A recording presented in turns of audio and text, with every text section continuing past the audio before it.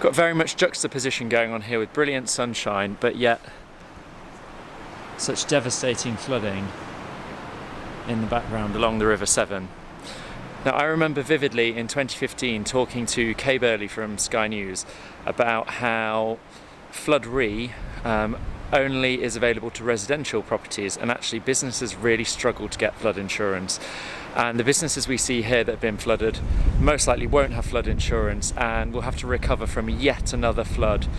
As much as 40% of businesses might not cover from something such as severe as a major flood. We really need to be looking at flooding as a more serious topic, more mainstream. It's going to affect all of us, whether it's a primary impact with our home being flooded or a secondary impact with our shops being flooded, transport networks, food chain interruptions. We need, as part of the jigsaw of flood mitigation, to look at property flood resilience and take that more seriously so that properties can recover really quickly.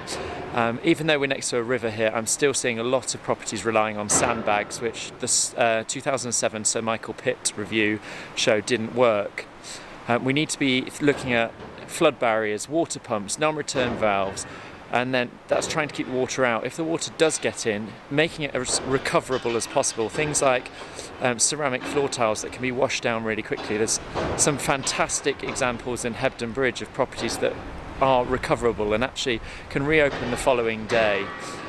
Lots of work to be done. We're still seeing councils offering sandbags when my advice would be actually to use the time, instead of sandbagging, to move belongings upstairs. Fortunately here in Shrewsbury we've now hit the peak, but there is worse to come downstream and the water levels will keep rising in certain areas. Obviously now we've got a very saturated catchment as well, so any more rainfall could have quite significant impacts. So be aware, check your flood risk. 67% of people don't know their flood risk, so I urge you to go on the Environment Agency website and make sure you are aware of what your flood risk is.